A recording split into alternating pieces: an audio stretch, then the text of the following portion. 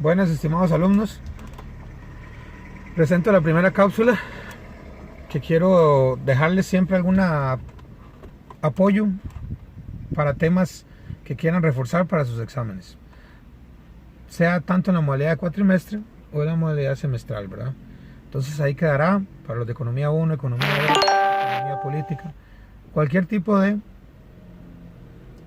curso tendrá sus propias temas específicos, entonces podrán irlos abriendo cuando los crean necesario para poder reforzar. Para esta primera, nada más recordar que vamos a estar ahí ayudándoles en todo lo que se pueda. Y aquí lo que queremos definir principalmente es qué es economía. Ampliar un poquito la definición de qué es economía. Economía es la ciencia social que estudia cómo los agentes económicos administran los recursos escasos. ¿Para qué? Para satisfacer necesidades. ¿Cuáles necesidades? Las que se determinen como necesidades. Necesidades, eso sí, ilimitadas. Que esas son las características principales de las necesidades. Porque el ser humano siempre quiere tener más. Entonces, ese más hace que sean ilimitadas. ¿Con qué? Con recursos que no están libres, son escasos. Entonces, vemos como la economía tiene una tarea un poco complicada. Administrar recursos escasos para satisfacer necesidades ilimitadas. Una ciencia social. Entonces, vamos a reforzar tres conceptos. Ciencia social. ¿Por qué es una ciencia la economía? Principalmente porque utiliza el método científico.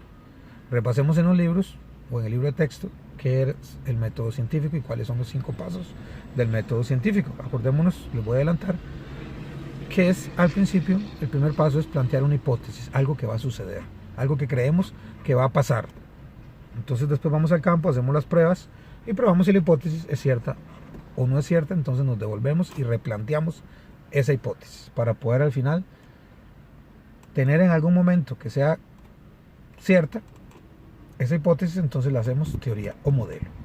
Por eso la economía utiliza teorías o modelos y por eso es una ciencia. ¿Ok?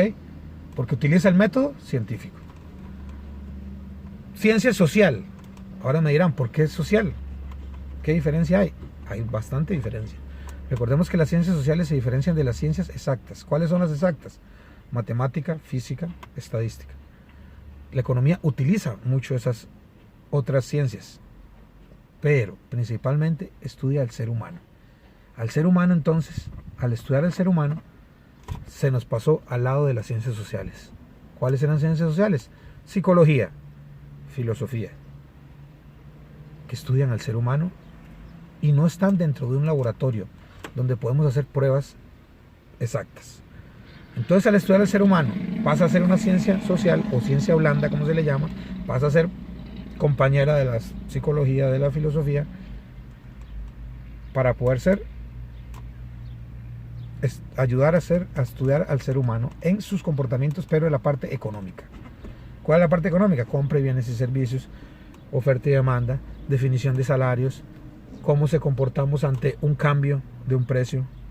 Pero todo eso son cambios diferentes para todos, porque somos seres humanos, reaccionamos diferentes, racional o irracionalmente.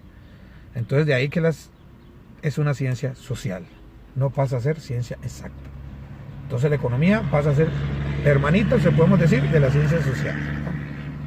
Ok, después, ya definiendo qué es una ciencia, por qué es una ciencia y por qué es social, vamos a definir que esa ciencia estudia a los agentes económicos. Recordemos quiénes son los agentes económicos. Los individuos, personas, familias, empresas, gobierno o estado, como lo quieran llamar, y todas cuál características tienen esos agentes económicos, todos esos conceptos. Individuos, empresas, estado, familias, que son seres humanos.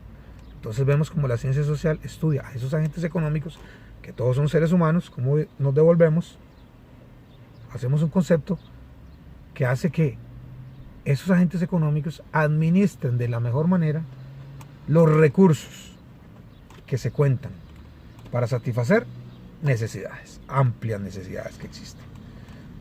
Devolvámonos, recursos, ¿cuáles recursos? Tierra, trabajo, capital y factor empresarial.